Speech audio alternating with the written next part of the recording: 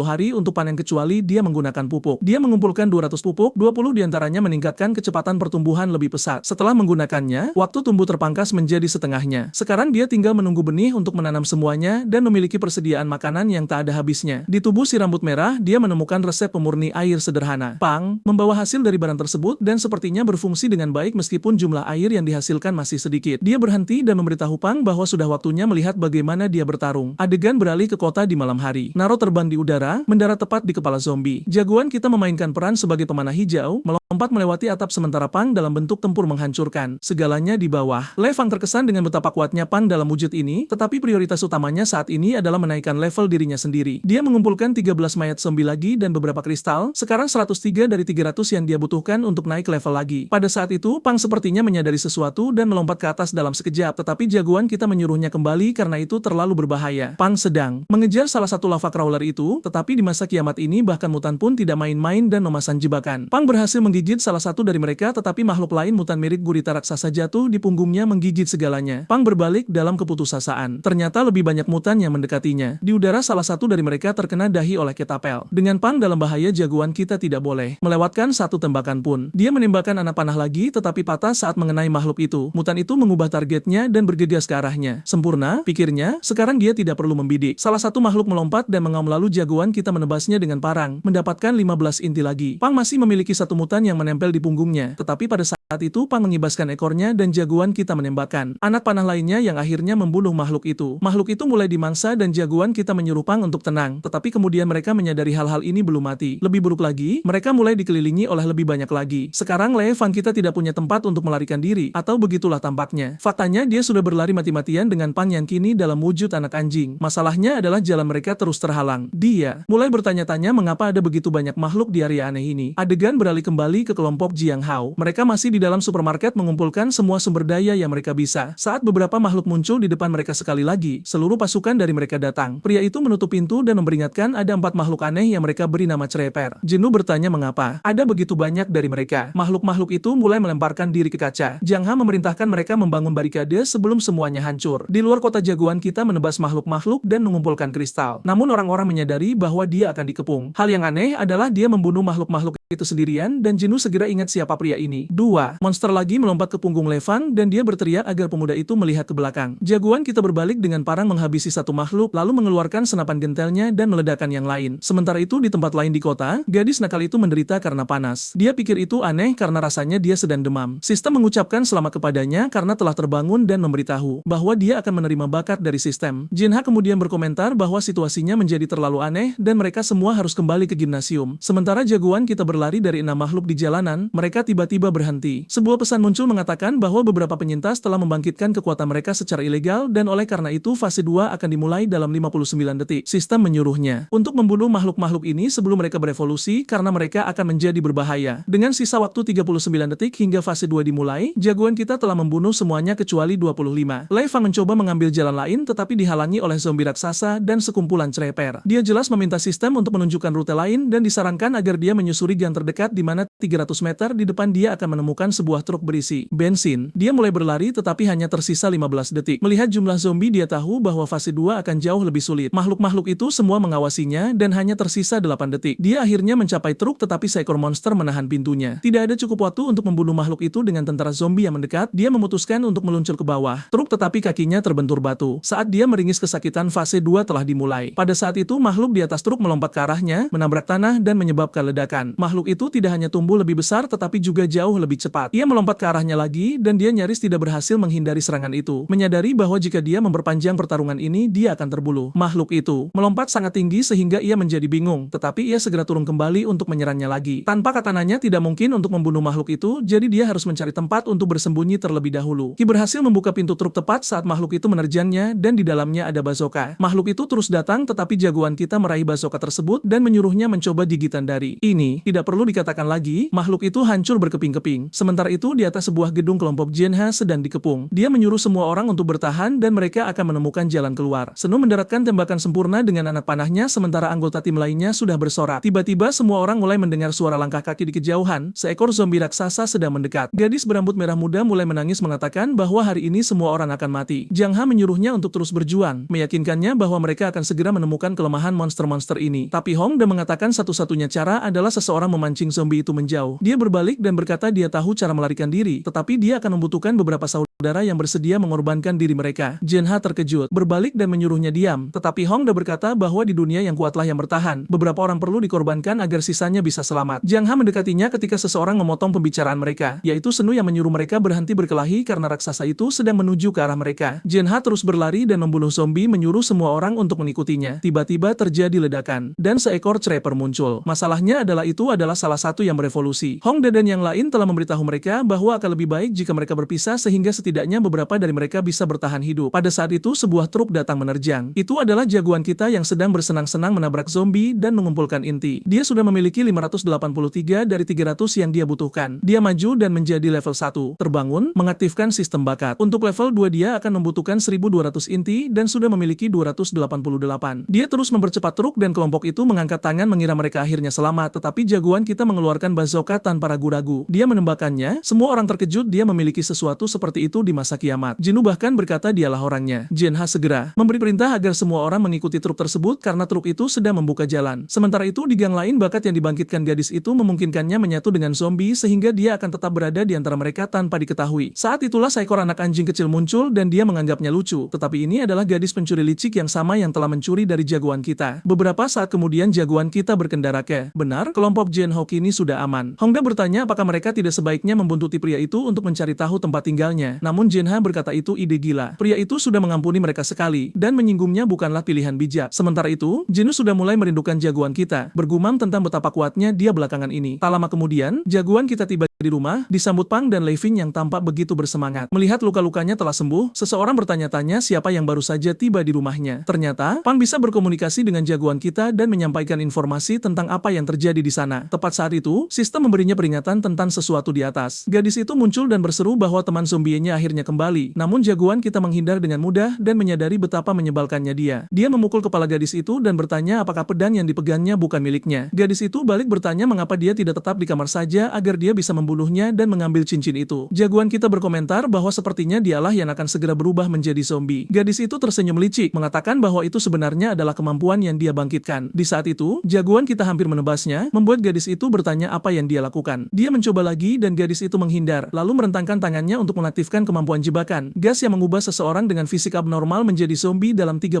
detik. Jagoan kita berpura-pura terkena dampaknya dan memintanya menghentikan kemampuan kejam itu. Hal yang mengesankannya adalah betapa cepat gadis itu berevolusi. Namun bagaimanapun juga, dia tidak bisa membiarkannya tinggal lebih lama. Dia berterima kasih karena telah menjaga Pang. Dia memberitahunya bahwa dia boleh pergi sekarang, berasumsi gadis itu telah mencuri segalanya dari dapur. Gadis itu berdalih itu hanyalah upah karena mengikuti bosnya. Lewat pengeras suara, jagoan kita berteriak bahwa jika dia sudah dibayar, maka dia harus menghilang sekarang juga. Gadis itu memohon untuk tinggal, mengklaim punya banyak buku kemampuan dan 30 fragmen cincin. Belum lagi dia bisa membayar makanannya. Tapi jagoan kita berkata, tidak ada negosiasi karena dia tidak ingin tidur dengan satu mata terbuka. Gadis itu kemudian menyebutkan bahwa dia tahu lokasi gudang senjata dengan banyak amunisi. Hal itu mengubah pikirannya dan dia bertanya di mana tempatnya. Tapi gadis itu hanya akan mengungkap lokasinya dalam seminggu. Jika tidak, dia takut akan diusir dan informasi itu jadi tak berguna. Jagoan kita menyuruh Pang untuk mengawasi gadis itu, terutama di malam hari dan laporkan segala hal yang mencurigakan. Saat gadis itu berbalik untuk pergi, dia menanyakan buku kemampuan yang tadi disebutkan. Gadis itu berlagak gila dan mengaku tidak pernah menyebut soal buku kemampuan. Jagoan kita menimpali bahwa dia lupa kalau dia punya cukup peluru untuk membereskan apa yang ada di depannya. Seketika itu juga, dia ingat dan mengaku memang punya beberapa kemampuan. Gadis itu mengulurkan tangannya dan beberapa kemampuan mulai dari memanjat hingga pengumpulan kayu pun muncul. Jagoan kita mengambil semuanya, bahkan berkomentar bahwa dia telah menjadi jauh lebih baik karena menawarkan kemampuan tanpa diminta. Dia lalu berkata akan memberinya pupuk agar dia dan Pang bisa mengurus bahan pangan, yang kemungkinan besar akan menjadi langka di fase kedua ini. Dia pergi sambil berpesan agar tidak khawatir, gadis itu akan menjaga seluruh pulau. Sementara itu, si gadis membatin bahwa jauh lebih baik tinggal di sini yang aman dan banyak makanan. Kembali ke rumah, sistem menginformasikan bahwa dia bisa menggunakan 112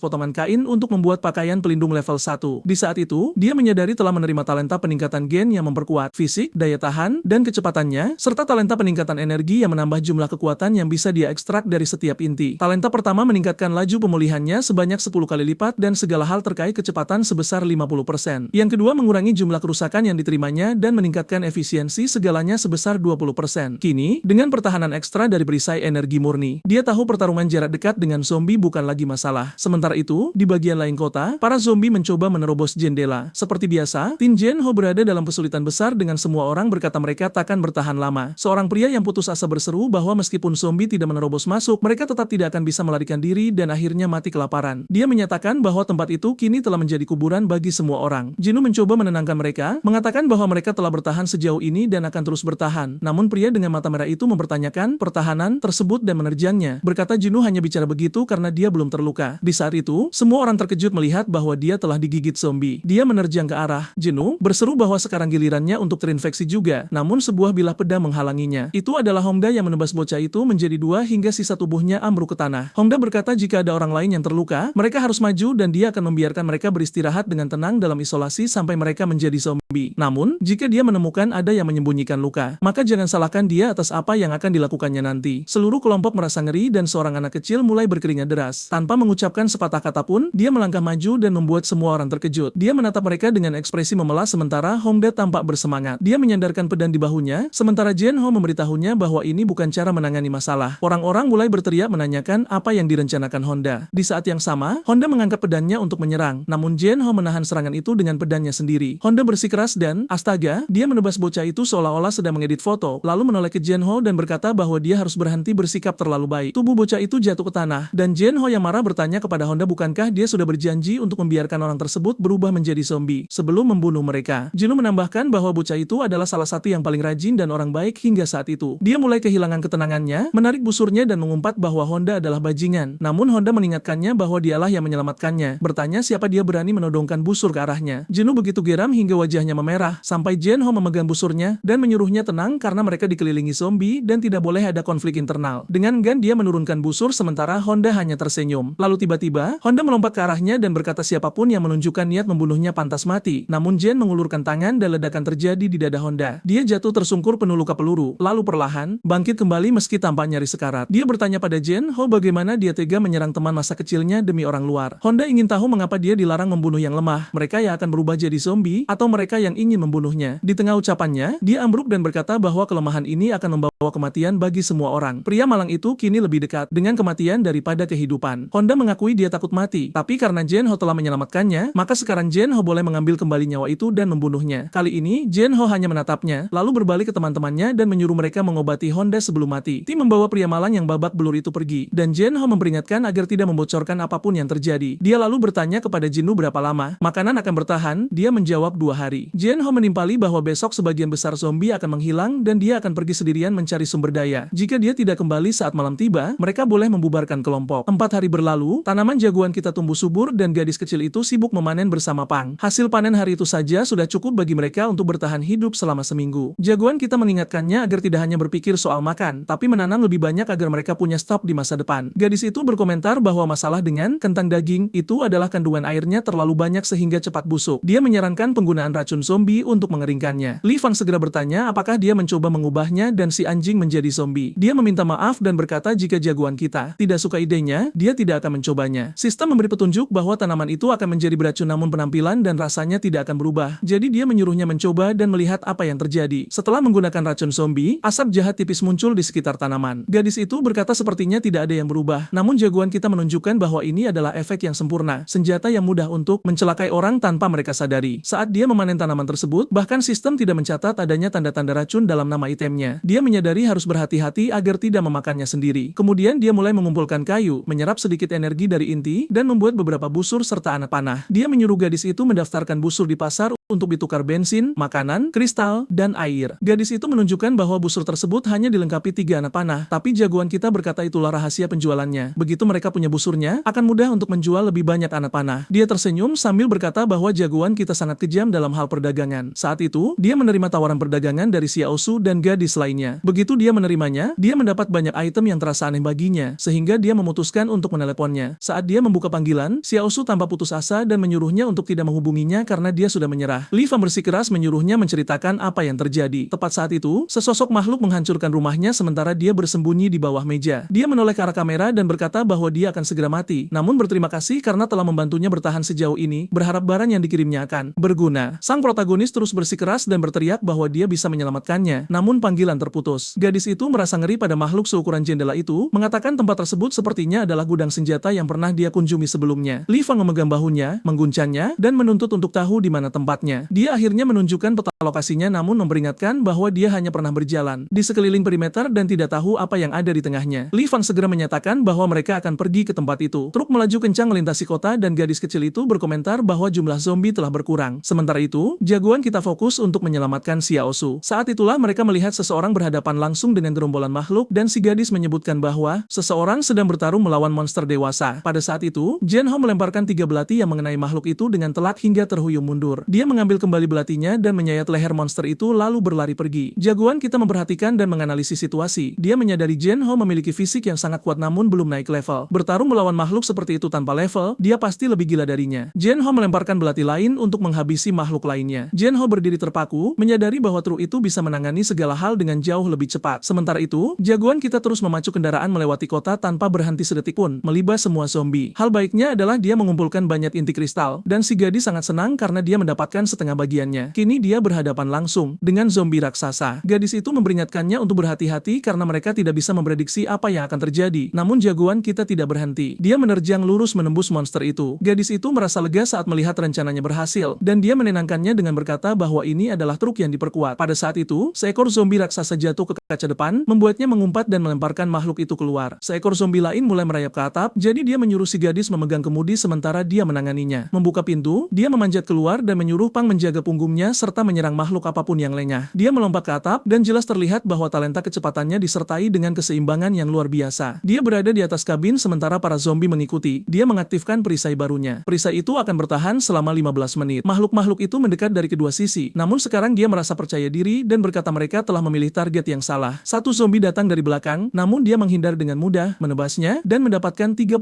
inti. Namun tepat saat dia merasa hebat, bahunya tergigit. Untungnya dia tangguh, dia memukul makhluk itu hingga lengannya putus. Dibandingkan melawan manusia, makhluk-makhluk ini jauh lebih mudah, dan sekarang dia mengambil inisiatif. Dia menebas yang lain dan menghabisinya. Zombie-zombie yang tersisa mulai melarikan diri, dan dia merasa lega karena telah menakuti mereka. Jika tidak, urusannya takkan mudah. Talenta pemulihannya mulai bekerja dan tubuhnya mulai beregenerasi. Namun tiba-tiba zombie lain muncul di belakangnya, melompat untuk menyerang dan mencoba menjatuhkannya dari truk. Jagoan kita dengan percaya diri berkata bahwa seharusnya ia lari selagi ada kesempatan daripada mati dengan mengenaskan. Saat itu, Pang datang dari belakang dan menghabisinya, menambah 32 inti lagi ke dalam hitungan. Sementara itu, dari dalam truk, si gadis berteriak menyuruhnya segera kembali karena ada gerombolan besar zombie raksasa di depan. Dia meratap bahwa mereka tidak bisa melambat dan mereka akan menabrak secara langsung. Truk itu menabrak segala sesuatu di jalurnya. Jagoan kita membuka pintu dan menyuruhnya keluar dari kursi pengemudi karena dia harus masuk. Truk itu sepertinya masih bertahan, namun mereka terhuyung di tepi jembatan. Di detik terakhir, dia membanting setir, nyaris menghindari terjun ke jurang. Namun malam menabrak lebih banyak zombie. Si gadis mulai berdoa agar truknya tidak meledak sementara dia terus mengumpulkan 36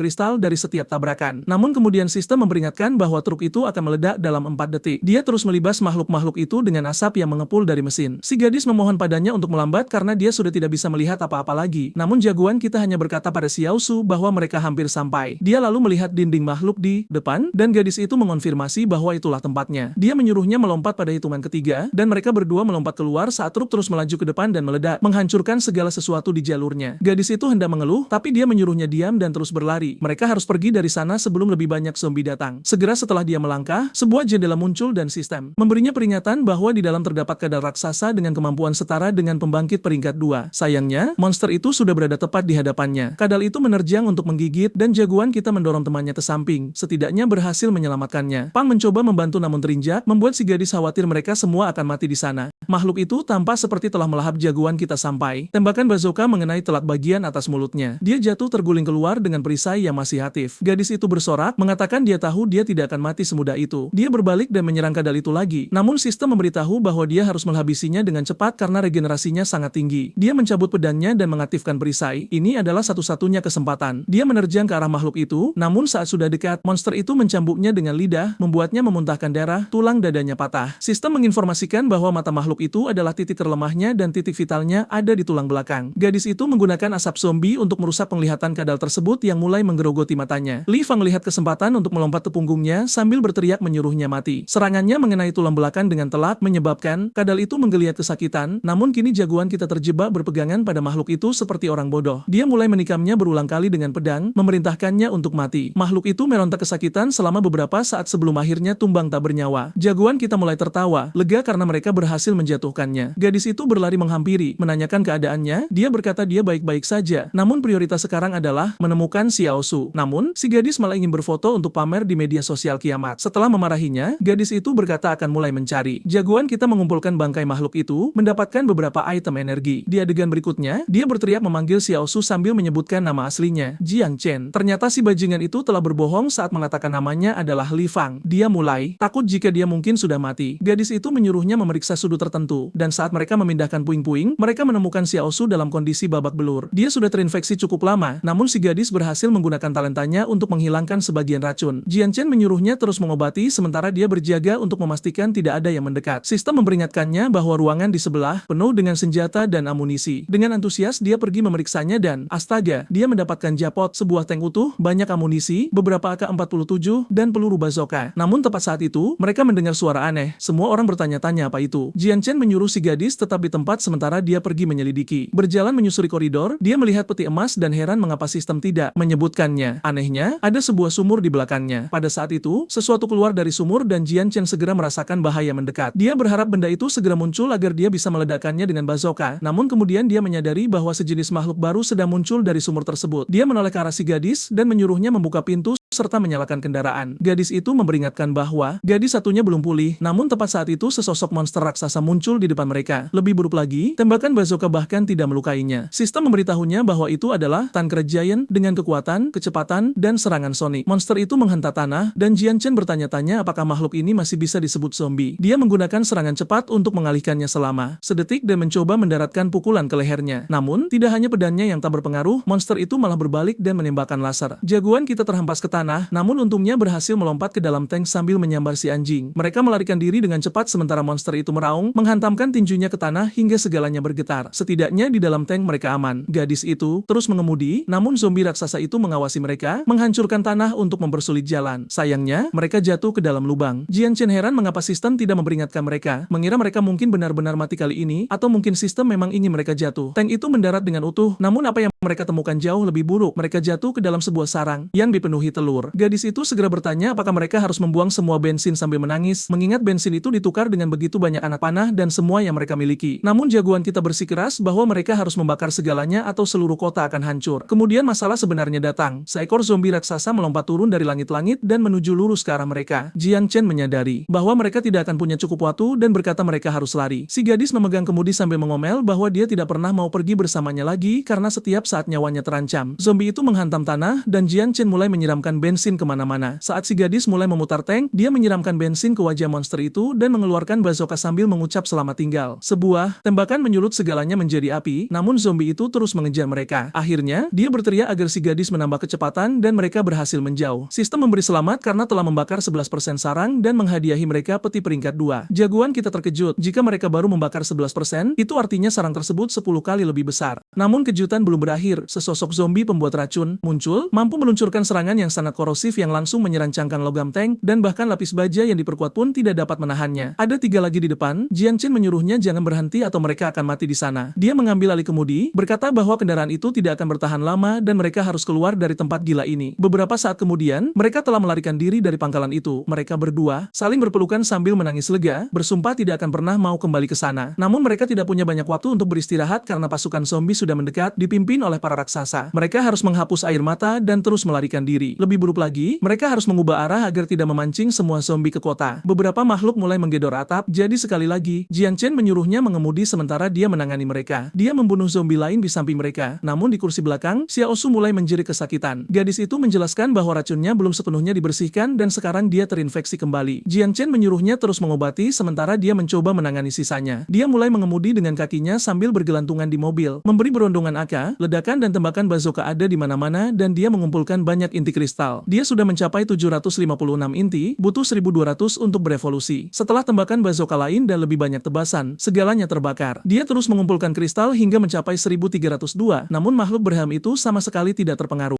Jian Chen menoleh padanya dan berkata mereka menuju ke arah jembatan. Makhluk itu terus mengejar mereka dan Jian Chen berkata sudah waktunya ia berhenti mengikuti. Dia menembakkan bazooka, meruntuhkan jembatan ke arah monster itu. Dia bersorak mengira benda itu pasti sudah mati, tapi tentu saja tidak, meskipun sekarang gerakannya melambat karena air dari bendungan terdekat membanjiri dadanya. Setidaknya itu memberi mereka sedikit waktu istirahat dan mereka akhirnya kembali ke kota Changyang. Kelompok Jian Ho sedang menuju kembali ke markas saat malam tiba. Dia bertanya apa yang dilakukan Honda, dan seseorang memberitahunya bahwa Honda sedang mengantar semua sumber daya dan berkata dia akan mengikuti perintah Jian Ho mulai sekarang. Jian Ho menyuruh mereka membiarkan Honda, dia tanpa berperilaku baik sebagai bagian dari kelompok lagi. Kemudian sesuatu melintas di depan mereka, semua orang terkejut melihat seseorang punya tank. Adegan beralih ke rumah jagoan kita. Perjalanan itu sangat berat, namun akhirnya dia bisa membaringkan wanita itu di tempat tidur. Teman-temannya semua kelelahan juga. Pang menjilati wajah Xiao Su dan jagoan kita berterima kasih pada si gadis, mengatakan dia telah melakukan pekerjaan dengan baik. Gadis itu membelalat, memegang kakinya dan berkata dia senang jagoan kita akhirnya memanggil namanya. Dia memberitahunya bahwa mulai sekarang mereka adalah keluarga dan menyuruhnya mengirim pesan saat Xiao Su bangun. Hari itu hujan turun, jadi dia memutuskan untuk bersantai sejenak dan memeriksa hal terpenting. Peti peringkat 2 yang dia terima karena menghancurkan sebagian sarang. Di dalamnya dia menemukan banyak item termasuk ramuan kemajuan, kristal talenta, peningkatan hewan peliharaan, sumber daya makanan, dan banyak lagi. Dia memecahkan salah satu kristal, meningkatkan kedua talentanya. Dia bahkan memiliki pohon talenta dan memutuskan untuk fokus pada peningkatan pertahanannya karena untuk saat ini dia masih bisa mengandalkan pedangnya. Dia mendapatkan kemampuan baru yang mengurangi kerusakan sebesar 30% untuk waktu singkat. Dia menghabiskan segalanya untuk mengevolusi kedua talenta menjadi dikelilingi oleh energi. Dia merasa aneh karena tubuhnya terasa dingin sekaligus panas di saat yang sama. Mungkin ini adalah kekuatan serangan terkonsentrasi yang dia peroleh. Dengan itu, mereka pun pergi tidur dan hari. Akhirnya sampai, pemuda kita terbangun karena mencium aroma yang sangat lezat dan segera mencari sumber bau tersebut. Tampaknya pertarungan kemarin membuahkan hasil karena dia mendapatkan makanan enak. Gadis itu berterima kasih dan berkata karena telah diselamatkan, kini hidupnya milik sang pemuda. Namun dia membalas bahwa tanpa obat darinya, dia pun pasti sudah mati. Shiki yang berada di dekat sana merasa kesal dan menyuruh mereka berhenti mengobrol lalu segera makan karena dia lapar. Sang pemuda terkesan dengan olahan kentang daging buatannya, yang katanya dulu sering dia masak dan dia bersedia memasaknya setiap hari jika diminta. Tiba-tiba Shiki menyebut ada zombie raksasa mendekat dan saat pemuda itu menoleh kaget, Shiki mencuri sepotong kentang. Namun dia tidak tertipu, dia menghunus pedangnya dan memotong garpu Shiki sambil melarangnya mencuri makanan orang lain. Tapi Shiki membalas bahwa setelah kejadian kemarin dia akan makan sesukanya. Saat mereka mulai bertengkar, Xiao 11 menyuruh mereka berhenti dan saat itulah Pang melompat menangkap makanan di udara lalu membawanya lari. Beberapa saat kemudian, mereka sedang memupuk tumpukan kentang baru karena stok lama sudah habis dan waktunya mengumpulkan lebih banyak. Xiao 11 merasa bersemangat dan berharap bisa menjalani kehidupan damai ini selamanya. Gadis itu mulai pamer bahwa dia punya kekuatan tempur yang cukup untuk melindungi semua orang. Lalu dia teringat sesuatu tentang berbagai keahlian yang didapatnya dari markas yang mereka serang. Ada kemampuan pilot, menembak, dan sebuah buku harian dari penyintas kiamat lain, serta pengetahuan logam dan mekanik dasar. Dia mempelajari semuanya dan membaca buku harian itu. Di sana tertulis bagaimana pada 12 Agustus 2012, sebuah virus menyebar di kota dan mengubah semua orang menjadi zombie dalam waktu kurang dari 24